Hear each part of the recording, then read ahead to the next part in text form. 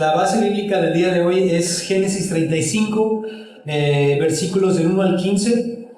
Vamos a estar visitando un poco hacia atrás también en el libro de Génesis, porque hay algunos detalles importantes acerca de la historia de Jacob que es necesario que revisemos, pero bueno, esta es la historia principal. Hemos titulado a la predicación del día de hoy Prueba, Obediencia y Bendición. Si ustedes de los que anotan esta prédica, si podemos ponerle un título, sería Prueba, Obediencia y Bendición. Bueno, hermanos, a lo largo de la historia bíblica hemos visto que la vida de los hombres y las mujeres de Dios no es precisamente una vida tranquila y sin dificultades. De hecho, sus vidas figuran en la Biblia precisamente por la forma en la que ellos manejaron las dificultades que se les presentaron en sus vidas.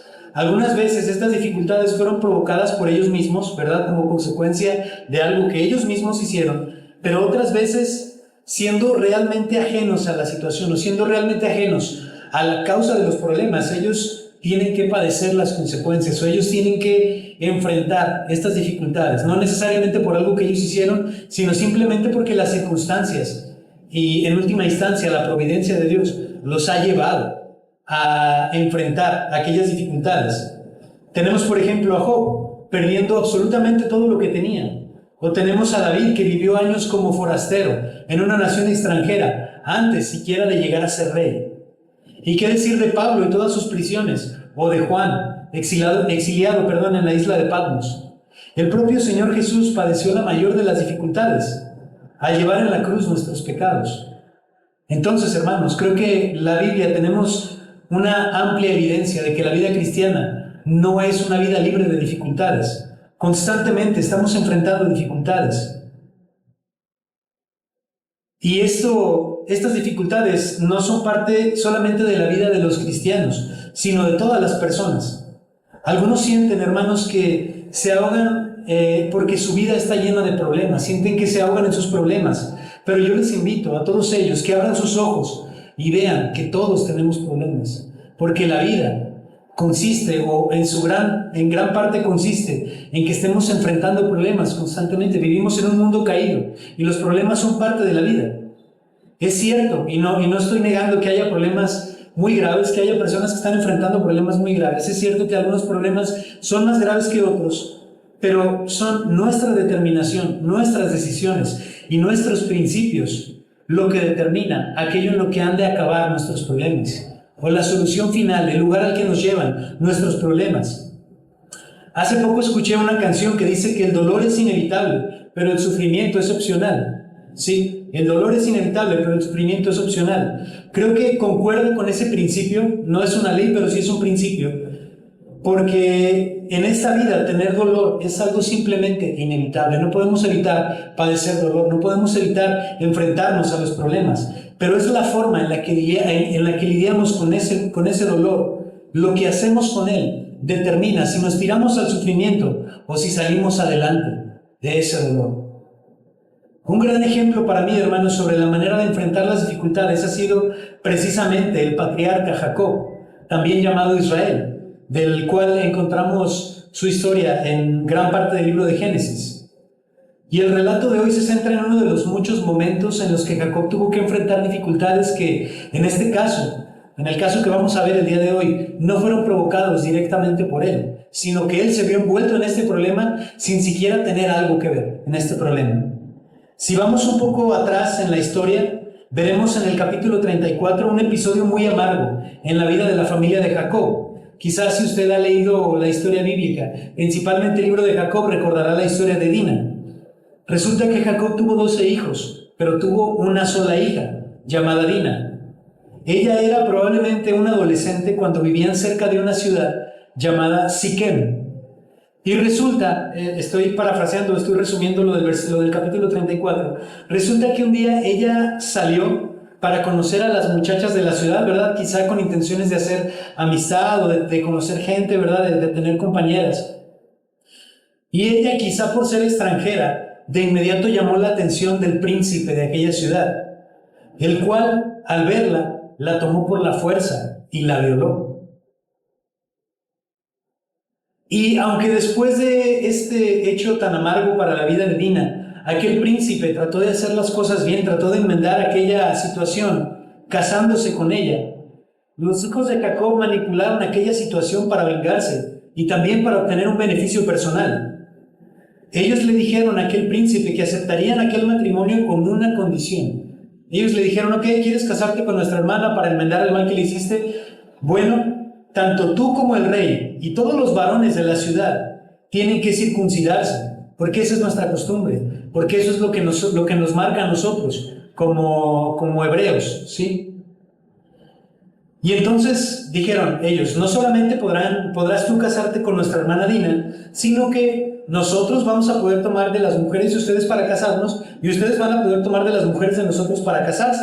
Y entonces vamos a emparentar, y entonces vamos a ser como un mismo pueblo, ¿no? Y resulta que aquel príncipe se había enamorado tanto de Dina, que mandó a todos los varones de la ciudad circuncidarse. Ellos aceptaron el trato, y el príncipe mandó a todos circuncidarse.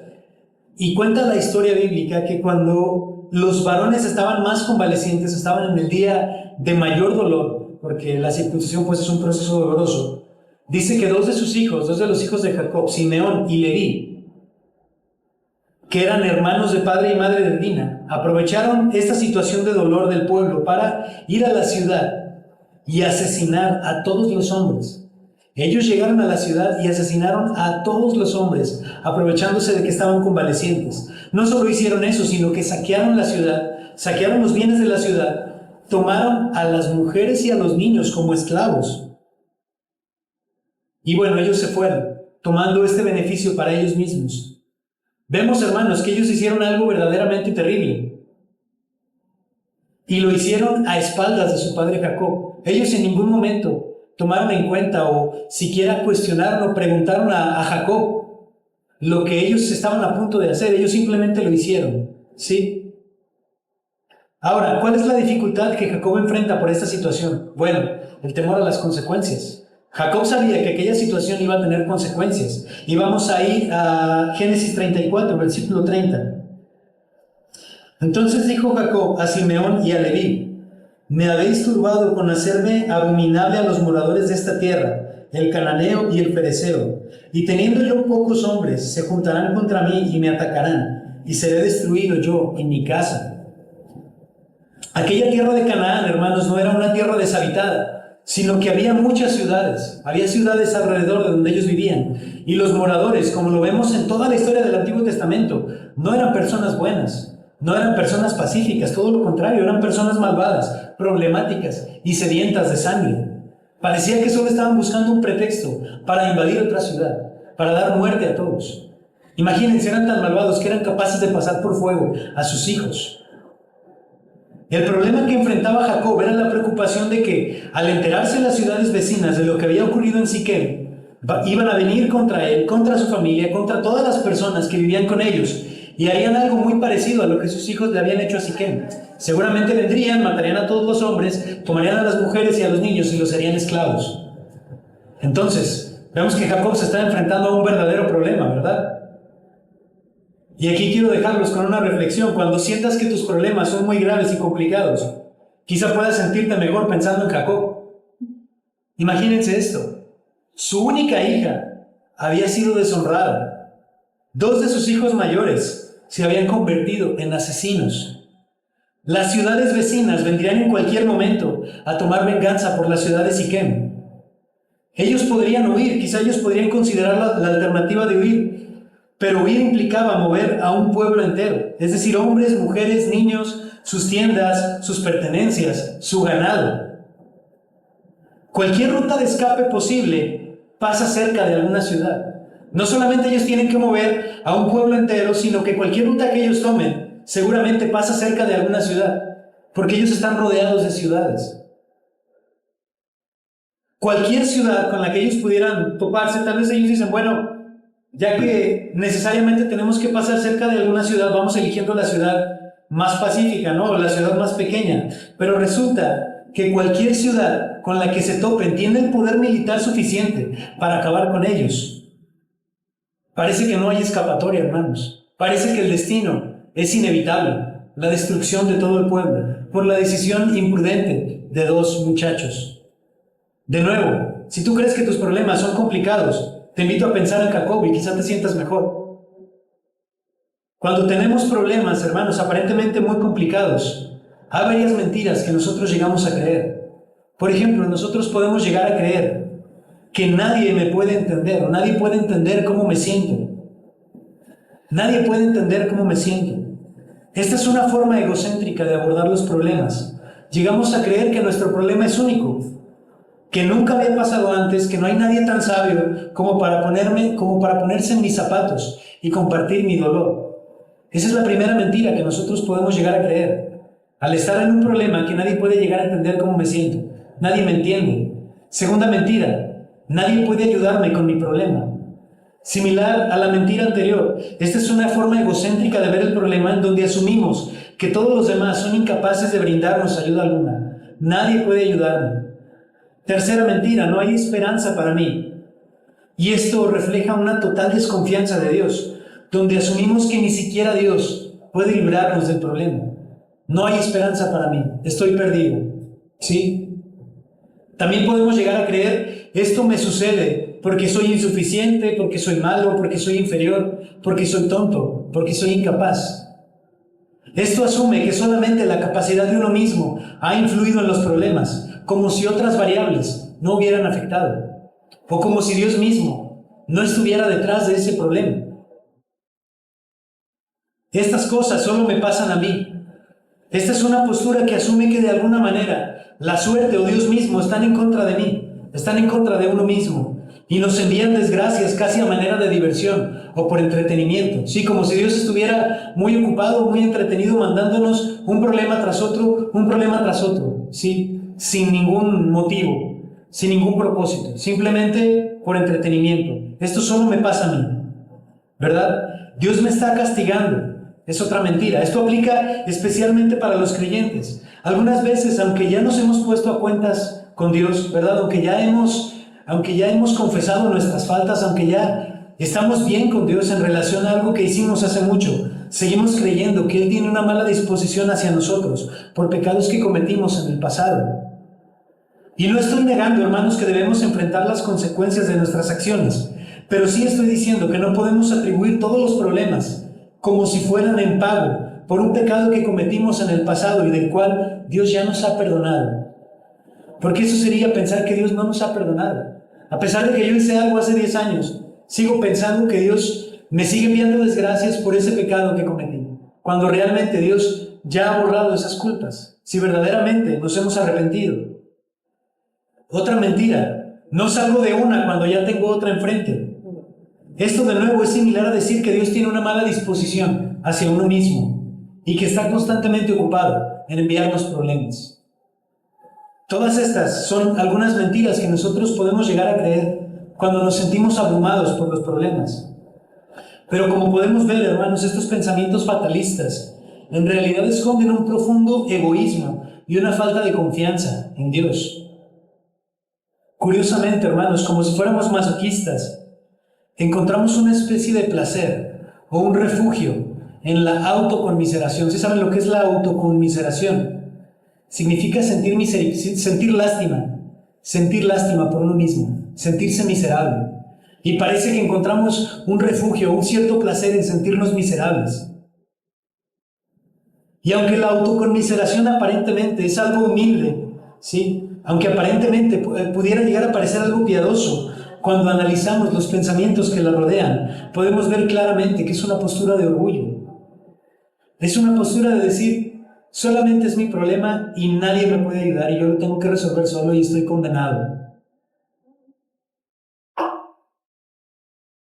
Pero ¿qué hizo Jacob, hermanos, ante esta situación?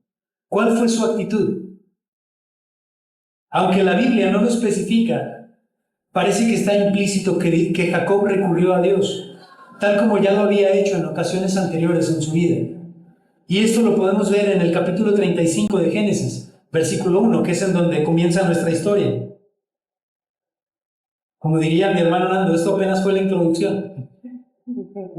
Capítulo 35, versículo 1 dice, Dios dijo a Jacob, levántate y sube a Betel, y quédate allí, y haz allí un altar a Dios que te apareció cuando huías de tu hermano Esaú. Inmediatamente después del versículo 31 del capítulo 34, en donde termina abruptamente el relato de Dina, empieza con Dios hablándole a Jacob, de donde ahí podemos deducir o podemos asumir que fue Jacob el que en medio de su angustia buscó al Señor, y entonces Dios le respondió. Y algo que es interesante aquí es que lo que Dios le pide a Jacob no es sino lo que Jacob ya había prometido antes. Si se fijan en el versículo 1 del capítulo 35, Dios le ordena a Jacob que suba a Betel, que se quede allí y que haga un altar al Dios que se le apareció cuando huía de Esaú. Y para consultar esto me gustaría que fuéramos al capítulo 28 de Génesis. Voy a leer los versículos 10 al 22 para que tengamos un poquito de contexto. Esto ocurre cuando Jacob está huyendo de su hermano Esaú, perdón. Ustedes recordarán que Jacob le robó la primogenitura a Esaú, le robó la bendición de su padre Isaac, y entonces Esaú dice, voy a matar a mi hermano, y Jacob sale huyendo, ¿sí? Y entonces aquí es donde empieza. Salió pues Jacob a Beerseba y fue a Harán. Y llegó a un cierto lugar y durmió allí porque ya el sol se había puesto. Y tomó de las piedras de aquel paraje y puso su cabecera y se acostó en aquel lugar. Y soñó, y he aquí una escalera que estaba apoyada en tierra, y su extremo tocaba el cielo. Y he aquí ángeles de Dios que subían y descendían por ella. Y he aquí Jehová estaba en lo alto de ella, el cual dijo, yo soy Jehová, el Dios de Abraham tu padre, y el Dios de Isaac. La tierra que estás acostado te la daré a ti y a tu descendencia. Será tu descendencia como el polvo de la tierra, y te extenderás al occidente, al oriente, al norte y al sur, y todas las familias de la tierra serán benditas en ti y en tu simiente. Y he aquí yo estoy contigo, y te guardaré por donde quiera que fueres, y volveré a traerte a esta tierra, porque no te dejaré hasta que haya hecho lo que te he dicho. Y despertó Jacob de su sueño, y dijo, ciertamente Jehová está en este lugar, y yo no lo sabía. Y tuvo miedo y dijo, cuán terrible es este lugar, no es otra cosa que casa de Dios y puerta del cielo. Y se levantó Jacob de mañana y tomó la piedra que había puesto de cabecera y la alzó por señal y derramó aceite encima de ella. Y llamó el nombre de aquel lugar Betel, aunque Luz era el nombre de la ciudad primero. E hizo Jacob voto diciendo, si fuere Dios conmigo y me guardare, y ojo aquí, si fuere Dios conmigo y me guardare en este viaje que voy, y me diere pan para comer y vestido para vestir, y si volviere en paz a la casa de mi padre, Jehová será mi Dios. Y esta piedra que he puesto por señal será casa de Dios, y de todo lo que me dieres, el diezmo daré para ti. Entonces, esto que les estoy contando ocurre más de 20 años antes del punto en la historia que yo les acabo de relatar, la historia de Dina y todo lo demás. Pasan más de 20 años, ¿sí? Entonces, vemos que lo que Dios le pide a Jacob en el capítulo 35 no es otra cosa, sino lo que Jacob mismo había prometido. Jacob dijo, si me regresas con bien de este viaje a la casa de mi padre, entonces tú serás mi Dios, y en este lugar voy a levantar una casa, y esta será casa de Dios. ¿Sí? Entonces, Dios le está recordando en realidad a Jacob lo que Jacob mismo había prometido. Es como si Dios le dijera, acuérdate, yo te he guardado todos estos años, y tú prometiste que cuando te regresara a la casa de tu padre, entonces yo iba a ser tu Dios, y entonces tú ibas a levantar un altar a mí en Betel, la ciudad que antes se llamaba Luz. Por cierto, Betel significa casa de Dios, Betel significa casa de Dios. ¿Y cómo se relaciona esto con el tema del que estamos hablando? Bueno, cuando estamos rodeados de problemas, lo más fácil, hermanos, es quejarse. Lo más fácil es buscar la autoconmiseración. Lo más fácil incluso es culpar a Dios. Como lo que decíamos, ¿verdad? Que pensamos que Dios está ocupado enviándonos un problema tras otro. Pero ¿cuántos de nosotros, hermanos, cuando enfrentamos un problema, estamos dispuestos a volver a la casa de Dios? A volver a Betel. Y no me refiero, hermanos, a venir al lugar físico donde se reúne la iglesia. No estoy hablando de eso. Me refiero a volver a la casa de Dios, tal como el hijo pródigo volvió a la casa de su padre. Dios hizo volver a Jacob al lugar donde había comenzado su travesía, donde había empezado su viaje. Su viaje comienza en Betel y termina en Betel, en la casa de Dios. donde Dios le había prometido que guardaría su vida, y ahora lo vuelve a mandar allá para volver a recordarle que Dios nunca, pero nunca, le ha abandonado a su suerte. Dios le está diciendo: Jacob, yo te he guardado durante todos estos 20 años. Es hora de que regreses. Es momento de que vuelvas a la casa de Dios. Cuando tenemos problemas, hermanos, vamos a quejarnos o vamos a volver a las antiguas, pero vigentes promesas de Dios. El Dios que nos salvó de las garras del maligno es el mismo Dios que todavía al día de hoy nos acompaña y todavía nos puede librar de nuestros problemas. Para Jacob habían pasado 20 años y parece que él se había olvidado de lo que había prometido. Y por eso Dios se lo tiene que recordar. Y a veces para nosotros no han pasado 20 años. Ha pasado solamente 1, 2, 5 años. Y parece que ya olvidamos quién es el Dios que nos ha rescatado de nuestra vana manera de vivir, de nuestra condición anterior.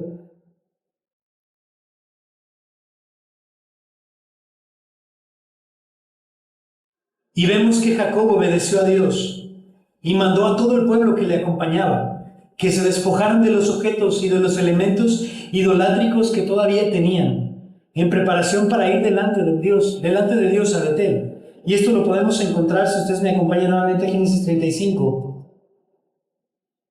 En el versículo 2, entonces Jacob dijo a su familia y a los dioses, dijo a toda su familia y a todos los que con él estaban: quitad los dioses ajenos que hay entre vosotros y limpiaos, y mudad vuestros vestidos. De manera simbólica para nosotros, hermanos, esto significa que cuando estamos enfrentando dificultades, es tiempo de desechar de nosotros todo aquello que desagrada a Dios para volvernos a Él de todo corazón. Así como los que estaban con Jacob tuvieron que deshacerse de sus ídolos, tuvieron que deshacerse incluso de algunas joyas, porque esas joyas tenían elementos idolátricos. De la misma manera, nosotros tenemos que despojarnos de todo aquello que atesoramos, que es valioso para nosotros, pero que desagrada al Señor. Y creo que este es el punto en donde la gran mayoría desiste, donde la gran mayoría se echan para atrás. Queremos ir a Betel, queremos ir a la casa de Dios, pero no queremos entregar los ídolos. Queremos ir a la tierra prometida, pero extrañamos las cebollas y la carne de Egipto. Queremos seguir al Maestro, pero después de haber enterrado a nuestros muertos. Queremos mezclar el agua con el aceite y la luz con la oscuridad. Queremos conciliar lo inconciliable. Queremos juntar aquello que no se debe juntar, aquello que no se puede juntar. Qué difícil para nosotros es obedecer, hermanos.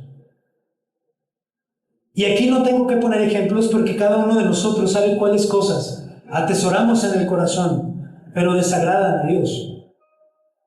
Y aquí no hay exclusiones. Todos nosotros atesoramos cosas en el corazón que desagradan a Dios.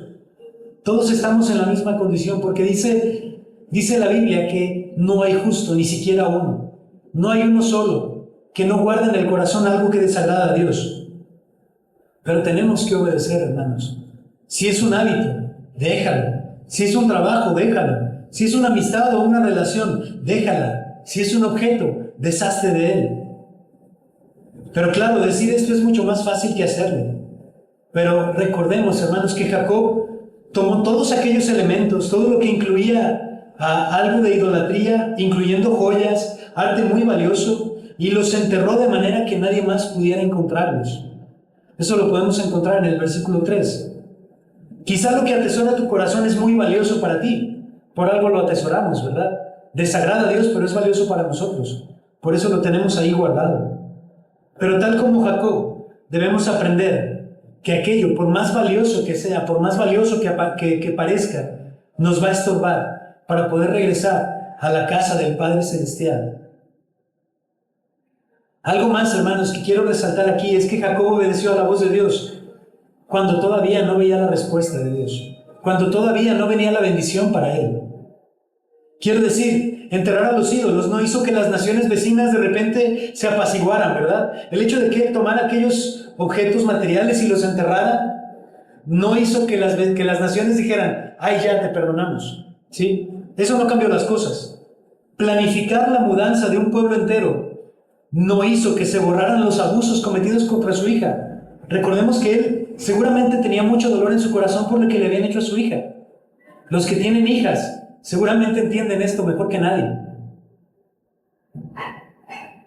Buscar la ayuda de Dios no hizo que se borraran los abusos contra su hija, pero aún así Jacob lo hizo. Aún así Jacob obedeció. Antes de ver una respuesta, antes de recibir aquello que él esperaba, Jacob obedeció. Y Jacob obedeció en fe. Así nosotros debemos dar el paso de obediencia, aun cuando no hemos visto la respuesta de Dios, pero confiando en que Dios ha de respondernos. Cuando todavía seguimos hundidos en el problema, cuando todavía nos sentimos abrumados, cuando todavía sentimos que no hay escapatoria, lo mejor que podemos hacer, en lugar de quejarnos, en lugar de sentirnos miserables, es obedecer a Dios. Tenemos que obedecer a Dios. Es lo mejor que podemos hacer. Y si lo pensamos, sentirnos miserables no cambia nada. Quejarnos contra Dios no cambia nada. Y quizá obedecer en el momento no cambia nada, pero sí cambia algo. La actitud de nuestro corazón hacia Dios. Y abre las puertas para que la bendición de Dios también venga a nosotros. Quizá no cambia la situación física, la situación material, la situación terrenal, pero sí cambia la situación espiritual. Cuando nosotros obedecemos. Hay personas que piensan que con venir a la iglesia o asistir a algunas reuniones, o incluso con escuchar predicaciones, ¿verdad? Con ver a los predicadores del momento en internet, con escuchar las alabanzas más bonitas, ¿verdad? Ya están cerca de Dios y ya con eso Dios está obligado a resolverles la vida. Lo triste es que ellos se desilusionan y culpan a Dios cuando ven que aquello no funciona así. Es decir, Dios quiere ayudarnos en nuestros problemas, pero Él demanda verdadera obediencia. No una obediencia superficial, sino un verdadero despojo, una verdadera intención de dejar aquello que desagrada a Dios. Si nosotros condicionamos nuestra obediencia a recibir la bendición de Dios, es decir, invertir el orden, que primero Dios me bendiga, que primero Dios me libre y entonces le voy a obedecer, entonces no es una obediencia, hermanos, eso es un mero ajuste de cuentas. Dios me ayuda, entonces yo le obedezco. Entonces yo hago lo que Él me dice. Bueno, eso no es obediencia, eso es un ajuste de cuentas. Como Dios hizo conmigo, entonces yo hago. Es una deuda, ¿sí lo pueden ver? Pero si Dios demanda obediencia de nosotros para bendecirnos, entonces no es un intercambio, porque ninguna obediencia es perfecta y ningún acto de nuestra parte puede pagar el alto precio de la bendición de Dios. Sigue siendo gracia. Pero esta gracia viene porque la obediencia demuestra la sinceridad del corazón. Ya lo hemos dicho muchas veces. Ya lo hemos dicho muchas veces, hermanos, que la obediencia es una marca visible de la obra invisible que Dios ha hecho en nuestros corazones, en el corazón de las personas. Cuando no hay obediencia, muy probablemente Dios no ha obrado en esa persona. Pero cuando hay obediencia, entonces eso es una evidencia que nosotros podemos ver y que nos da testimonio de que Dios ha hecho una obra en el corazón de esa persona. Entonces vemos, hermanos, que Jacob obedeció cuando todavía no recibía la respuesta, cuando todavía estaba sumergido en sus problemas. Pero eso, claro, hizo que Dios también contestara a la oración. Y vamos a ver la respuesta visible que Dios dio a Jacob y a todo el pueblo por su obediencia, porque no solamente obedeció Jacob, obedeció todo el pueblo que lo acompañaba. Esto lo podemos ver en Génesis 35, versículos 5 y 6.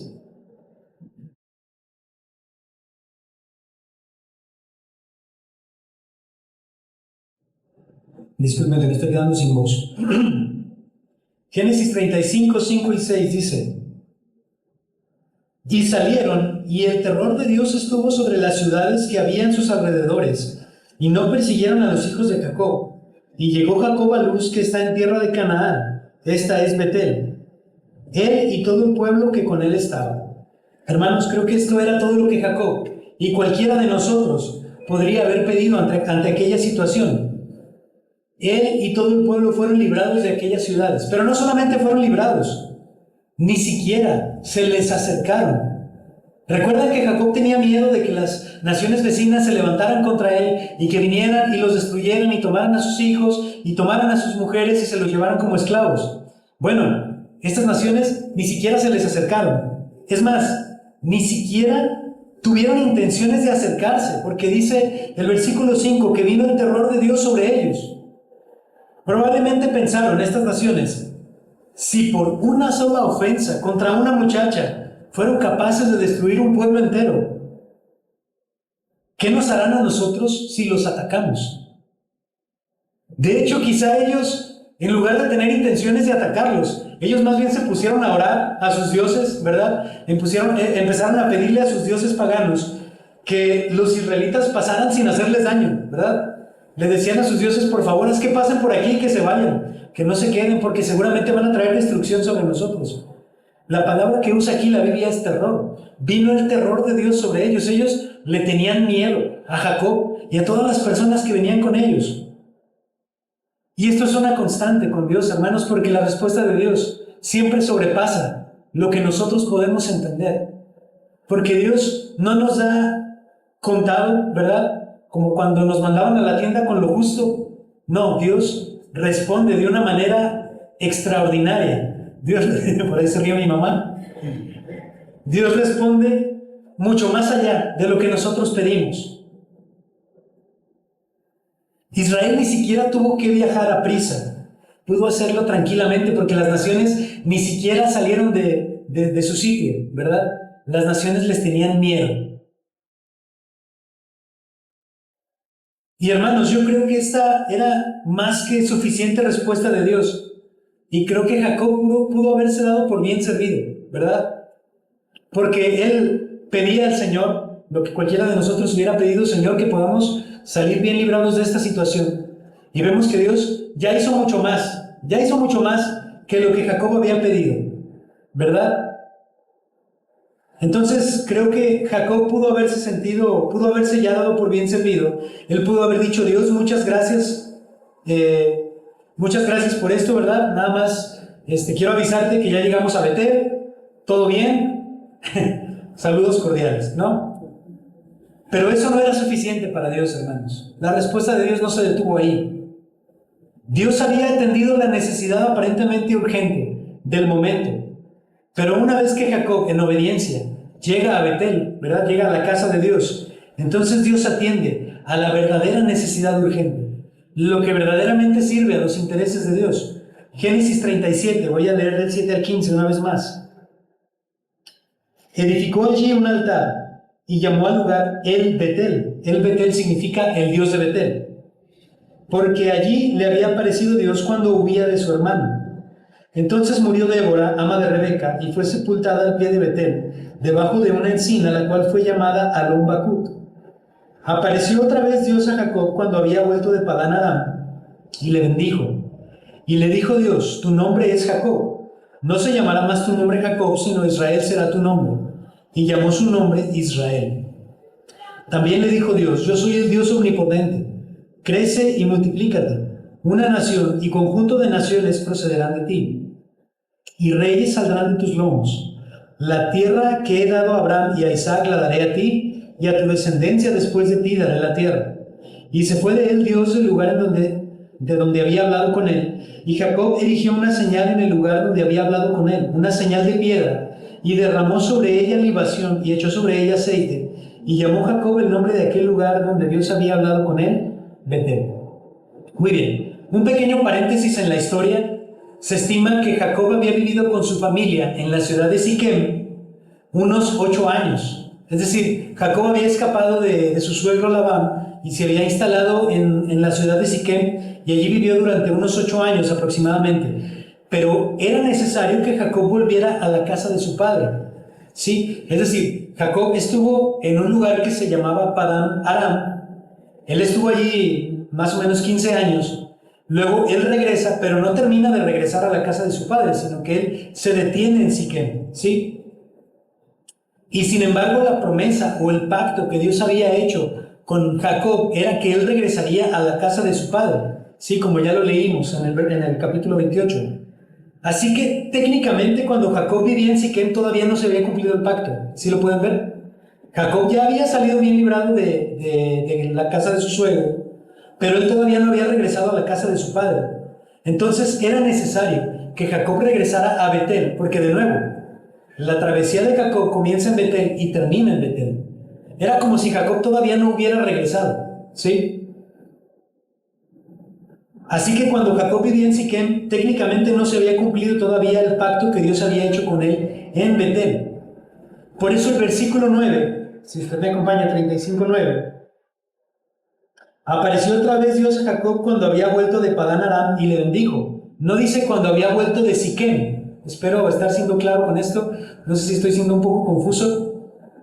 Aquí la Biblia menciona que hasta ese momento termina la travesía de Jacob. Y hasta ese momento se cumple el pacto que Dios había hecho con Jacob. Entonces, vemos que la travesía de Jacob duró todo este tiempo.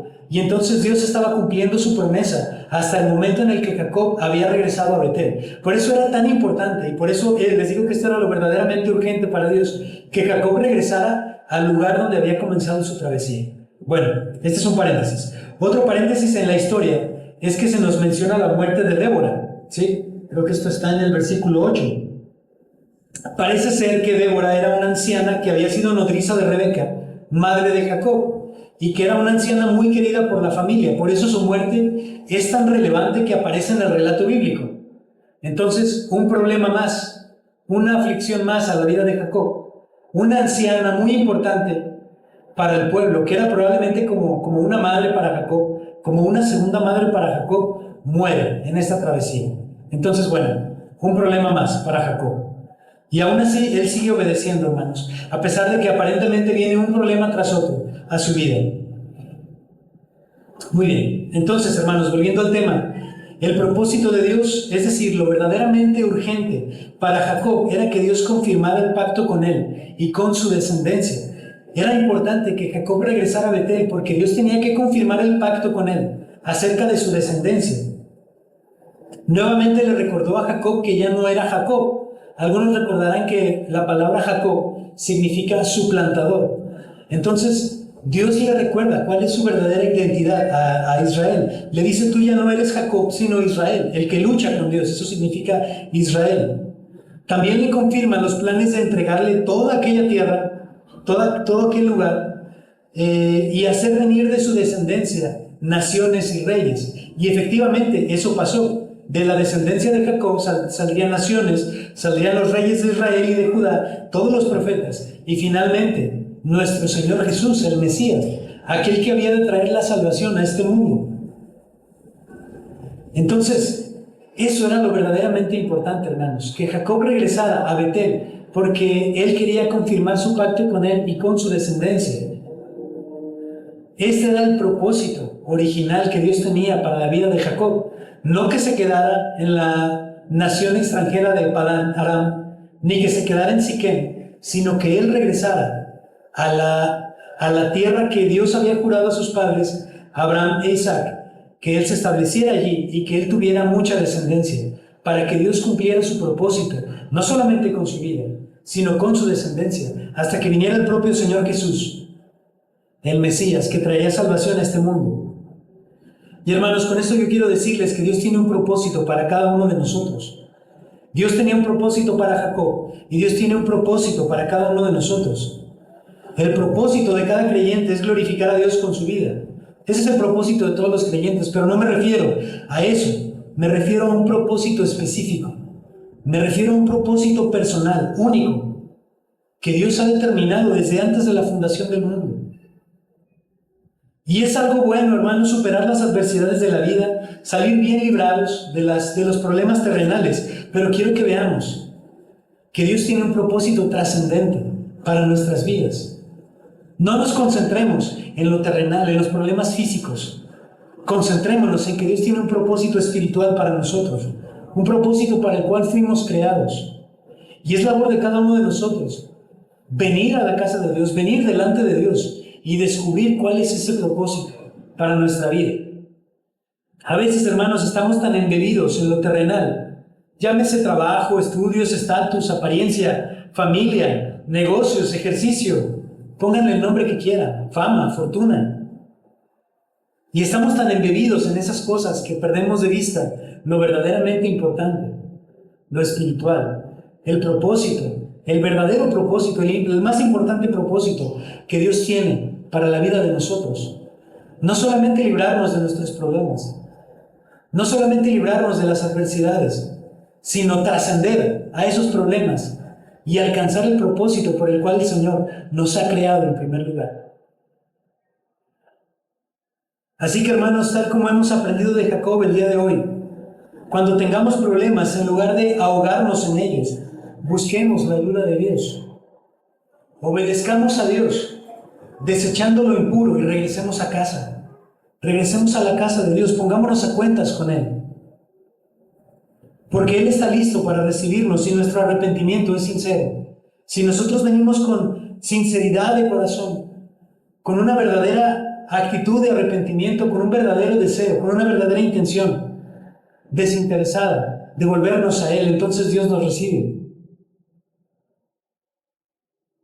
Recibamos con gozo la bendición que Él nos otorga, recordando que la mayor bendición es cumplir el propósito por el que fuimos creados.